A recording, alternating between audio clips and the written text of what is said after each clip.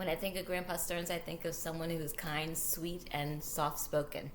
My favorite memory of him was when we had Braxton's birthday party. It was Polar Express themed, and we had rented a little train. He and Grandma were brave enough to hop in the little train cart and take a wild, crazy spin around the neighborhood. My other favorite memory is when he would pray over the food when he would come to visit. I would always love to hear his prayers. Grandpa, I will love you always, and I will miss you. Hey there, Matthew Stearns, grandson of Grandpa Verl. I just wanted to talk very briefly about two legacies that he's left in my life. Now, the first is from him and from Grandma Shirley, and it's how not to be wasteful, how to appreciate all of the different things in your life and treat them with care. And the second, specifically from Grandpa Verl, is how to be a complete and total rock for your spouse. You know, I watched him do it day in and day out over and over again. I learned from that. I had to do it, and it's thanks to him that I think I've done it okay. So thank you very much, Grandpa. We love you and we miss you. This is David Stearns, and the attribute I most admire in Grandpa is his grit, what many call fortitude or even stubbornness. He was a child of the Great Depression and then went on to serve in World War II and quickly learned how to survive, but also to be true to his calling. He came back from the war to live what many would say is a difficult life, serving his family, his community, his church body, and his Lord and Savior with faithfulness. Having started my own parenting journey and seeing how difficult the path is, I am even more amazed by the example that I have in Grandpa. And for that, I'm thankful. And I love you, Grandpa, and we'll miss you. Hello, friends and family of Verl Stearns. My name is Tyler Stearns. I am one of his grandchildren. One of my favorite physical attributes of Grandpa Stearns was obviously his very notable mustache that I'm choosing to live on for him. But another one of my favorite things about Grandpa was his love for the world, his love for people in other countries. I think that's where I get that from. But also, I love that he walked in such humility, but yet when he spoke, his words held such power and such impact. So, sure do love you, Grandpa. Sure do miss you. Hi, this is Chad.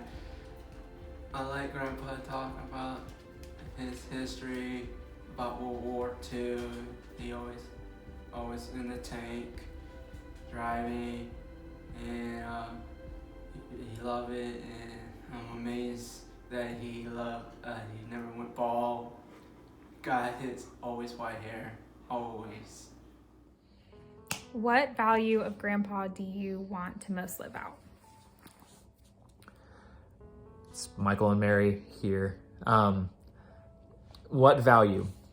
His commitment to the Lord and his commitment to Grandma. One of my favorite aspects about Grandpa was when he made a decision to do something, he did it. And when he surrendered his life to the Lord, he surrendered his life to the Lord. And when he pledged his allegiance to his wife, Shirley, he would always be there for her. Even to the day that he died, I always noticed that he had his wedding ring on. And so that's the legacy that I want to live on for Grandpa. Hi, I'm Shannon, and one of my favorite attributes of Grandpa was just this sense of silent strength that he exuded. He'd seen so much hardship in his life and had seen a lot in his almost 96 years, and you would never really know all the troubles and all the storms that he would have to weather, or he had weathered over the course of his life, because it seemed that he just knew how to cast his cares on the Lord truly, and that he found his strength in who Christ was. And yeah, I just always really respected the fact that he lived out what it was like to cast your cares on the Lord. Hey everyone, I'm Christian Garcia, and the question I'll be answering is, what value of Grandpa do I want to carry on in my life? And for me, one of the most inspiring things about Grandpa was how well read he was. He was always reading, he was always diving into history, Christian literature, and I'm sure plenty of other genres of literature.